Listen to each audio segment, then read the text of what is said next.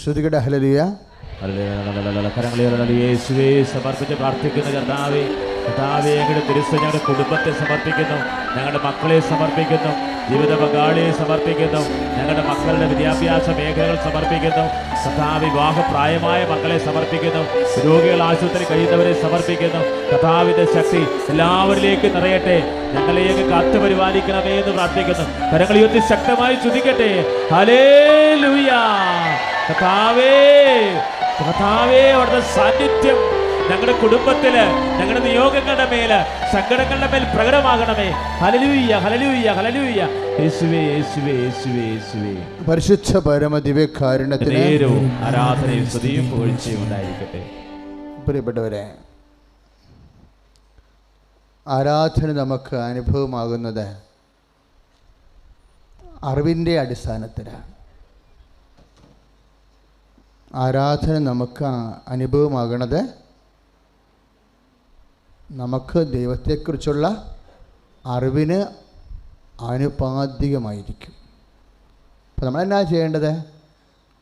എപ്പോഴും ദൈവത്തെക്കുറിച്ചുള്ള അറിവുകൾ വർദ്ധിപ്പിക്കണം. ഈശോ എന്നാ പറഞ്ഞത് ഈ വിഷയത്തിൽ? പ്രവാചകനെ പ്രവാചകനായി കരുതുന്നവന് പ്രവാചകൻ്റെ പ്രതിഫലം, നീതിമാനെ നീതിമാനായി കരുതുന്നവന് നീതിമാൻ്റെ പ്രതിഫലം. എപ്പോഴും എങ്ങനെ കരുതുന്നു അതിനെ അടിസ്ഥാനപ്പെടുത്തിയിരിക്കും. മത്തായിയുടെ സുവിശേഷം 10-ാം അധ്യായം 41-ാമത്തെ തിരുവചനമാണ്. വിശുദ്ധ മത്തായി 10-ാം അധ്യായം 41-ാമത്തെ തിരുവചനം.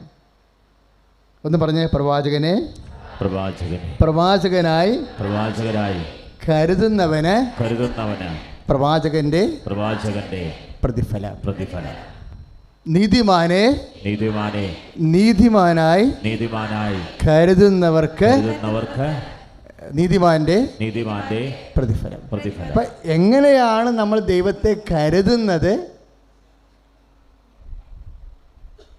അതനുസരിച്ച് ആനുപാതികമായിരിക്കും അതിൻ്റെ പ്രതിഫലം.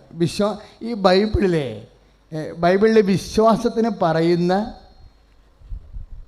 വേറെ ഒരു അനോണിമസ് ടേമാണ് അജ്ഞാത വചനം.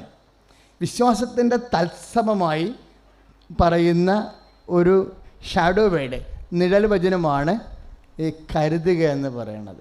വിശ്വാസം തന്നെയാണ്. കരുതുക എന്ന് പറഞ്ഞാൽ വിശ്വാസം തന്നെയാണ്.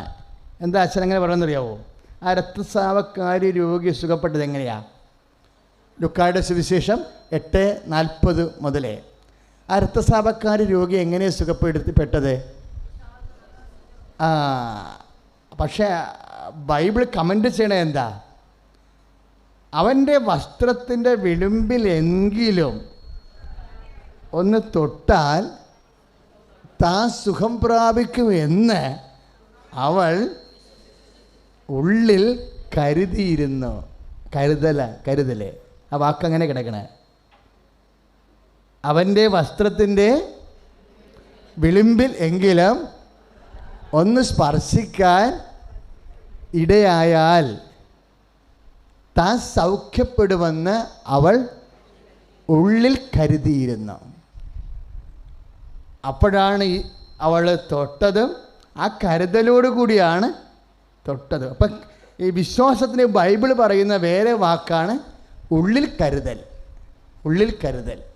അപ്പം നമ്മൾ എപ്പോഴും പ്രാർത്ഥിക്കുമ്പോൾ ഒരു ഉള്ളിൽ കരുതലുണ്ടാകണം.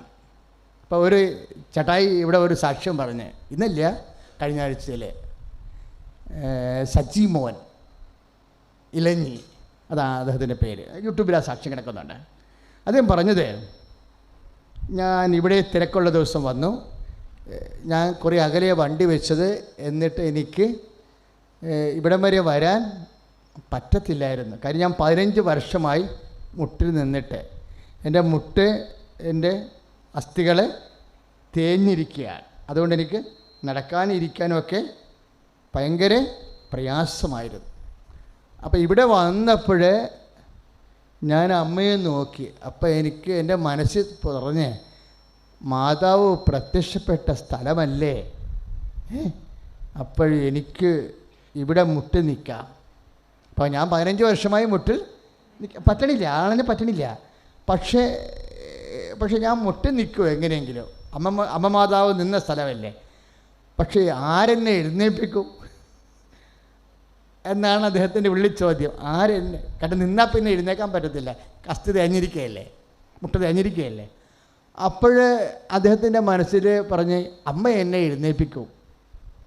ആരും എഴുന്നേൽപ്പിച്ചില്ലെങ്കിലും അമ്മ എന്നെ, എന്നിട്ട് എൻ്റെ മാതാവേ എന്നും പറഞ്ഞുകൊണ്ട് ഞാൻ മുട്ടേ നിന്ന്. കുറച്ച് കഴിഞ്ഞപ്പോൾ ഞാൻ തന്നെ മാതാവിനെ വിളിച്ച് എഴുന്നേറ്റെന്ന്. എനിക്കിപ്പോൾ സ്റ്റെപ്പ് കയറാം, നടക്കാം, സ്റ്റെപ്പ് ഇറങ്ങാം, എനിക്കൊരു കുഴപ്പമില്ലെന്ന്. സ്തുതിയുടെ ഹല്ലേലൂയ. കരങ്ങൾ ഉയർത്തിക്കൊണ്ട് സ്തുതിക്കട്ടെ. കർത്താവായ ദൈവമേ, തളർവാദ രോഗിന് കിടക്കേട് നടക്കാൻ കൽപ്പിച്ച ദൈവമേ, കൈകാൽ കഴപ്പുള്ളവര്, നടക്കാൻ പറ്റാത്തവരെയും, ഡിസ്കിന് അകൽച്ചയുള്ളവരെയും, ന്യൂറോ സംബന്ധമായ രോഗത്തിൽ തളർന്നു പോയവരെയും ദൈവ തിരുമുമ്പിൽ സമർപ്പിച്ച് പ്രാർത്ഥിക്കുന്നു.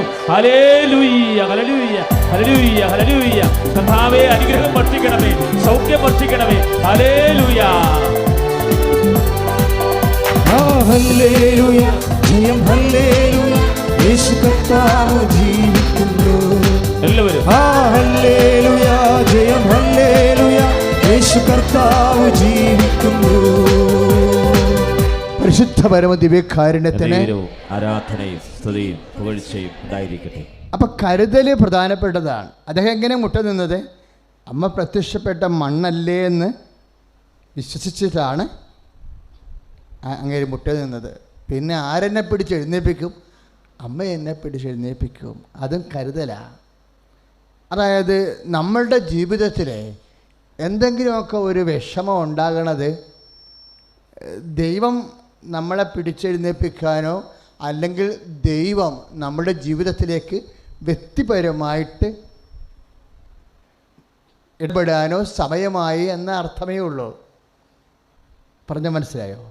അപ്പം നമ്മൾ ദൈവത്തെ വ്യക്തിപരമായിട്ട് കാണാനും തൊടാനും കാലമായെന്നാണ് നമ്മളുടെ ജീവിത പ്രശ്നങ്ങൾ നമ്മളോട് പറയാതെ പറയണത്.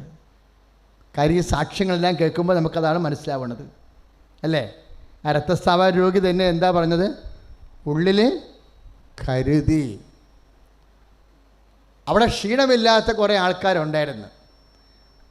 അവർ കർത്താവിനെ തള്ളിയും ഉരുന്തിയും ഒക്കെയാണ് നടക്കണത്. കാര്യം അത്രയും ഈശോ പുറത്തിറങ്ങുമ്പോൾ പട്ടാളം പോലെ ആളായിരിക്കും, തിക്കാലാക്കും തിരക്കായിരിക്കും. പക്ഷേ എത്ര തിക്കും തിരക്കും ഉണ്ടായാലും പുറമേ കരുതണമല്ല, ഉള്ളിൽ കരുതണതാണ് വിശ്വാസം അനുഭവം വരണത്. ഉള്ളിൽ കരുതണം എന്ന് പ്രാർത്ഥിച്ചേ. കർത്താവേ, മർക്കോസിന്റെ സുവിശേഷം 9:24 അടിയൻ പ്രാർത്ഥിക്കുന്നു. കർത്താവേ, ഉള്ളിൽ കരുതലായ വിശ്വാസത്തെ എന്നിൽ വർദ്ധിപ്പിക്കണമേ. അപ്പം വിശ്വാസം ഉള്ളിൽ കരുതലാണ്. പക്ഷേ കരുതൽ കുറേ സമയം ചെല്ലുന്തോറും കൂട്ടിക്കൂട്ടി വരണം. കരുതലിന് അങ്ങനെ ഒരു, വിശ്വാസത്തിന് അങ്ങനെ ഒരു പ്രശ്നമുണ്ട്. എന്താ? വിശ്വാസം ഇങ്ങനെ ആകാശം പോലെ വളരും. വിശ്വാസത്തിന് ഒരു ഇത്ര വരെ വളരാൻ പറ്റുമെന്നില്ല. വിശ്വാസത്തിന് എത്ര വേണമെങ്കിലും വളരാൻ പറ്റുമെന്നറിയുമ്പോഴാണ് നമ്മുടെ വിശ്വാസം ചെറുതാണെന്ന് നമുക്ക് തോന്നിപ്പോണത്. വിശ്വാസത്തിൻ്റെ ഇപ്പോൾ ഒരു ഫിലോപ്പിയ അല്ലേ നമ്മൾ കാണുന്ന മത്സ്യമാണ്. ഞാൻ കാമരാജ് യൂണിവേഴ്സിറ്റി ചെല്ലുമ്പോൾ അവിടെ ഒരു നരിമീനാണ് കിടക്കുന്നത് പരീക്ഷണശാലയിൽ. ഒരു മലയാളി കന്യാസ്ത്രീയാണ് അതിൻ്റെ ജനറ്റിക് എഞ്ചിനീയറിംഗ് മോണിറ്റർ ചെയ്യണത്. ഞാൻ പറഞ്ഞു, സിസ്റ്റർ ഇത് നരിമീനാണ്. അപ്പോൾ സിസ്റ്റർ പറഞ്ഞ് ഇത് തിലോപ്പിയയാണെന്ന് പറഞ്ഞു. അപ്പോൾ തിലോപ്പിയ നമുക്കറിയാം എന്തുമാത്രം ഉണ്ടത്, ഒരു 30 സെൻറ്റിമീറ്റർ മാക്സിമം, അത്രേ ഉള്ളൂ. അപ്പോൾ ഫിലോപ്പിയയിൽ നരിമീൻ്റെ ജീൻസ് എടുത്ത് ഇൻകൾക്കേറ്റ് ചെയ്തിട്ട് ജനറ്റിക് എഞ്ചിനീയറിംഗ് വഴി പരീക്ഷണശാലയിൽ ആ മത്സ്യത്തെ ജനിപ്പിക്കുക. അപ്പോൾ നരിമീൻ പോലെ ഏതാണ്ട് 6 അടി 7 അടിയായിട്ടാണ് ഫിലോപ്പിയ വളരണത്. അത്രയും വലിയ ഫിലോപ്പിയാണ് പരീക്ഷണശാലയിൽ. ഇതുപോലെ നമ്മൾ പലപ്പോഴും വിശ്വാസം എടുക്കണത്, ബൈബിളിൽ പല ആൾക്കാരുടെ വിശ്വാസമുണ്ട്. അതിലേറ്റവും എനിക്കിഷ്ടപ്പെട്ട വിശ്വാസം, ബൈബിളിലെ ഏറ്റവും നല്ല വിശ്വാസം, നമുക്ക് ജീൻസ് എടുക്കാവുന്ന വിശ്വാസമുണ്ട്. മേരി മാഗ്ഡലിൻ്റെ വിശ്വാസം വല്ലാത്ത ഒരു ജീൻസാണത്. മേരി മാഗ്ഡലിൻ അവർ കല്ലറയിൽ വന്നതിന് ശേഷം നിങ്ങൾ യൂട്യൂബ് നോക്കിയ മേരി മാഗ്ഡലിൻ്റെ അവസാന കർത്താവിൻ്റെ കല്ലറയിൽ വരുന്ന ഭാഗങ്ങളുണ്ട്. അവർ തിരിച്ചു പോകത്തില്ല, അവരെ കരഞ്ഞുകൊണ്ടിരിക്കും അവിടെ. അപ്പോൾ നമ്മൾക്ക് കാണാം വേറെ 2 പേര് വരും. ആരാണ്? പത്രോസ് വരും, ആദ്യം യോഹന്നാൻ വരും. കല്ലറ വാതിക്കൽ നിൽക്കും, അകത്തോട്ട് കിടക്കത്തില്ല. പേടി കൊണ്ടാണെന്ന് നമുക്കറിയത്തില്ല. യോഹന്നാൻ വലിയ വർത്തമാനമൊക്കെ പറയുന്ന ആളാണ്, യേശു സ്നേഹിച്ചിരുന്ന ശിഷ്യൻ എന്നൊക്കെ പറയുന്ന ആളാണ്. പക്ഷെ കല്ലറയുടെ വാതിക്കൽ വരുമ്പോൾ എവിടെ ഒരു പമ്മൽ ചെറുതായിട്ട് അങ്ങ് നിൽക്കും. നമ്മൾ ഭയങ്കരമായ വ്യാഖ്യാനമൊക്കെ പറയും. എന്താണ്? പത്രോസ് വരാൻ കാത്തു നിന്നതാണ്, പത്രോസാണ് പ്രധാനി, പത്രോസാണ് കർത്താവിൻ്റെ ഉയർത്തെഴുന്നേൽപ്പ് സ്ഥിരീകരിക്കേണ്ടയാൾ. സൈദ്ധാന്തികമായിട്ടൊക്കെ അങ്ങനെ പറയാം. പക്ഷേ യോഹന്നാൻ നിന്ന് വന്നുള്ളത് പ്രത്യേകതയാണ്. പക്ഷെ പിന്നാലെ വന്ന പത്രോസ് അകത്ത് കയറി എന്നാണ് പറയണത്. അപ്പോൾ ഇവിടെ 2 പേരുടെയും ഇവർ ഒരുമിച്ചോടിയ ആൾക്കാരാണ് അല്ലേ? കല്ലറയിലേക്ക് ഒരുമിച്ചോടിയ ആൾക്കാരാണ്. ആമയും മുയലിൻ്റെ ഓട്ടംപുരി ആയിപ്പോയി. വിശ്വാസത്തിനൊരു ഘട്ടം വന്നപ്പോൾ യോഹന്നാൻ നിറച്ചകത്ത് വടിവാതിക്ക് നിൽക്കും. പിന്നാലെ വന്ന പത്രോസ് എന്തുകൊണ്ടാണ്? യോഹന്നാൻ സാധാരണ മനുഷ്യൻ്റെ പ്രവണത എന്താണ്? ഒരുത്തൻ പോയി നിന്ന് കഴിഞ്ഞാൽ അവൻ്റെ പുറകിലല്ലേ വന്ന് നിൽക്കേണ്ടത് അടുത്ത ആൾ, ഇല്ലേ? സാധാരണ മനുഷ്യൻ്റെ പ്രവണത എന്താണ്? ഒരുത്തൻ പോയി ഒരു സ്ഥലത്ത് നിന്നാൽ പുറകെ ഒരുമിച്ച് വന്നവർ അവൻ നിന്ന് പോയാൽ പിന്നെ പിന്നാലെ വന്ന ആൾ അവൻ്റെ പുറകിലേ നിൽക്കത്തുള്ളൂ. പത്രോസ് നിൽക്കത്തില്ല. പിന്നാലെ വന്ന പത്രോസ് അകത്ത് കയറിയ. അപ്പോൾ വിശ്വാസം മാറി. അപ്പോൾ പത്രോസിൻ്റെ വിശ്വാസം യോഹന്നാൻ്റെ വിശ്വാസം ആ ഒരു പോയിന്റിൽ വെച്ച് യോഹന്നാനേക്കാൾ പത്രോസ് ലീഡ് ചെയ്തു. അതാണ് വിഷയം. വിശ്വാസത്തിന് അങ്ങനെ പ്രശ്നമുണ്ട്. ഏതെങ്കിലും ഒരു ജംഗ്ഷനിൽ വന്ന് ചിലപ്പോൾ നിൻ്റെ വിശ്വാസം നിന്ന് പോകും. പ്രാർത്ഥിച്ച്, കർത്താവായ ദൈവമേ, അങ്ങയുടെ പുനരുത്ഥാനത്തിന് സാക്ഷ്യം വഹിക്കാനുള്ള ആത്മീയ ഓട്ടത്തില് അങ്ങയുടെ മകനും മകളും ഒരു ജീവിത പ്രശ്നങ്ങളിലും നിന്ന് പോകാതിരിക്കാൻ വിശ്വാസത്തിന്റെ അഭിഷേകം നൽകണമേ. ശ്രുതികട ഹല്ലേലൂയ. കരങ്ങൾ ഉയർത്തിക്കൊണ്ട് ശ്രുതിക്കട്ടെ. കർത്താവായ ദൈവമേ, വിശ്വാസം മന്ദീഭവിച്ചവരെ സമർപ്പിച്ച് പ്രാർത്ഥിക്കുന്നു. കർത്താവേ, അബ്രഹാത്തിന്റെ വിശ്വാസം ഞങ്ങൾക്ക് നൽകണമേ. ഏലിയായ്ക്ക് നൽകിയ വിശ്വാസീഷ്ഠത ഞങ്ങൾക്ക് നൽകണമേ. പ്രവാചകർക്ക് നൽകിയ വിശ്വാസീഷ്ഠത, അപ്പോസ്തലന്മാർക്ക് നൽകിയ വിശ്വാസം ഞങ്ങളിൽ പകരണമേ. കരങ്ങൾ ഉയർത്തി ശക്തമായി സ്തുതിക്കട്ടെ. വിശ്വാസത്താൽ എല്ലാം ചെയ്തിടും ഞാൻ. എല്ലാവരും വിശ്വാസത്തിൽ എന്നും മുന്നേറും ഞാൻ. വിശ്വാസത്താൽ എല്ലാം ചെയ്തിടും ഞാൻ. ഒന്നും അസാധ്യമായില്ല എൻ്റെ മുൻപിൽ ജയം എനിക്കുണ്ട്. ഒന്നും അസാധ്യമായില്ല എൻ്റെ മുൻപിൽ ജയം എനിക്കുണ്ട്. ഞാനൊട്ടും പിന്മാറുകില്ല. വിശ്വാസ ചുവടുകൾ മുന്നോട്ട് മുന്നോട്ട്. ഞാനൊട്ടും പിന്മാറുകില്ല. വിശ്വാസ ചുവടുകൾ മുന്നോട്ട് മുന്നോട്ട്. ആരെല്ലാം എതിർത്താലും എന്തെല്ലാം ഭവിച്ചാൽ പിന്മാറുകില്ലിനി ഞാൻ. ആരെല്ലാം എതിർത്താലും എന്തെല്ലാം ഭവിച്ചാൽ പിന്മാറുകില്ലിനി ഞാൻ. പരിശുദ്ധ പരമദിവ്യകാരുണ്യത്തിന് ആരാധനയും സ്തുതിയും പുകഴ്ചയും ഉണ്ടായിരിക്കട്ടെ. പിന്നാലെ വന്ന പത്രോസ് അകത്ത് കയറി, കണ്ട് വിശ്വസിച്ചു. അതാണ് യോഹന്നാൻ്റെ സുവിശേഷം 20:8. പിന്നാലെ വന്ന പത്രോസ് അകത്ത് കയറി. അവൻ്റെ വക്കശീല അവിടെ കിടക്കുന്നതും തലയിലെ തൂവാല വക്കശീലയോടുകൂടി അല്ലാതെ ഒരു മൂലക്ക് ചുരുട്ടി വെച്ചിരിക്കുന്നതും അവൻ കണ്ടു. എന്താ കാര്യം? തലയിൽ പൊതിഞ്ഞിരുന്ന തൂവാല അതിങ്ങനെ ഈശോൻ്റെ ബോഡി അങ്ങ് ട്രാൻസ്ഫിഗറായിപ്പോയി. പുനരുദ്ധാനത്തിൽ ഈശോ പ്രകാശരൂപനായി മാറിയപ്പോൾ ആ ബോഡി, ആ വക്കശ പൊതിഞ്ഞ തുണിയെല്ലാം കൊക്കൂൺ പോലെ ആയിപ്പോയി. കൊക്കൂൺ എന്ന് പറഞ്ഞാൽ എന്താ? ഈ പക്കി പറന്നു പോയി കഴിഞ്ഞാൽ അതിൻ്റെ മുട്ട അവശേഷിക്കത്തില്ലേ? നമുക്ക് കാണാൻ പറ്റുമല്ലോ അല്ലേ? അതുപോലെ തലയ്ക്ക് ചുരുട്ടി വെച്ചിരിക്കുന്ന തൂവാല അതുപോലെ തന്നെ അതിൻ്റെ അഴിക്കൽ മാറാതെ ചുരുട്ടിയ പടി മൂലക്കിരിക്കണത് കണ്ടു. അപ്പോഴാണ് വചനം പറയണത്, അവൻ ഉയർത്തെഴുന്നേറ്റെന്ന് പത്രോസ് കണ്ട് വിശ്വസിച്ചു. എന്നിട്ട് പിന്നെ എന്നാ ചെയ്തു? പത്രോസ് തിരിച്ചുപോയി. വിശ്വസിച്ചു, പക്ഷേ തിരിച്ചുപോയി. അപ്പോൾ തിരിച്ചു പോകാതെ ഒരാൾ അവിടെ അവശേഷിച്ച്. ആരാണത്? മേരി മഗ്ദലിൻ. അതും വിശ്വാസമാണ്. യോഹന്നാൻ്റെ ഒരു വിശ്വാസമുണ്ട്, പത്രോസിൻ്റെ വേറെ വിശ്വാസമുണ്ട്, ഇപ്പം വേറെ ഒരാളുടെ വിശ്വാസം.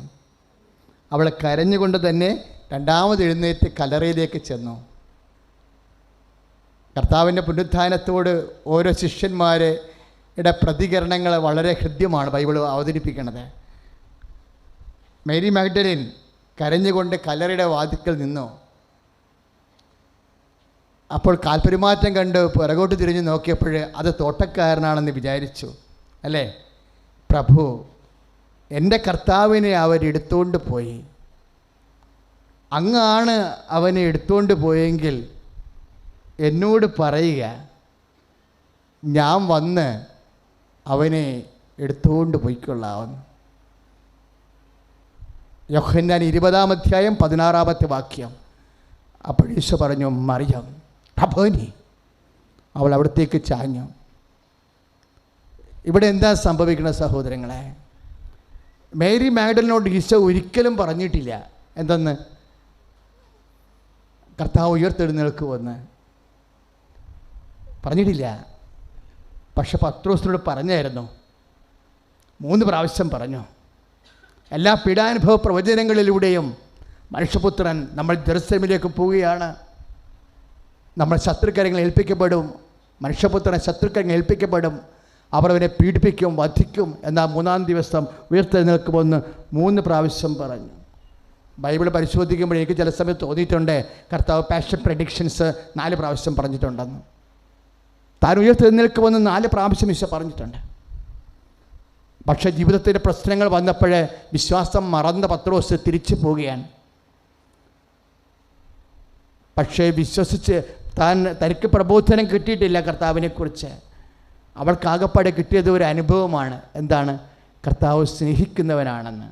അതുകൊണ്ടാണ് പറയണത്, നീ ചത്താലും ചീഞ്ഞാലും ചീർത്താലും എൻ്റെ കർത്താവിനെ ഞാൻ എടുത്തുകൊണ്ട് പോയിക്കൊള്ളാം.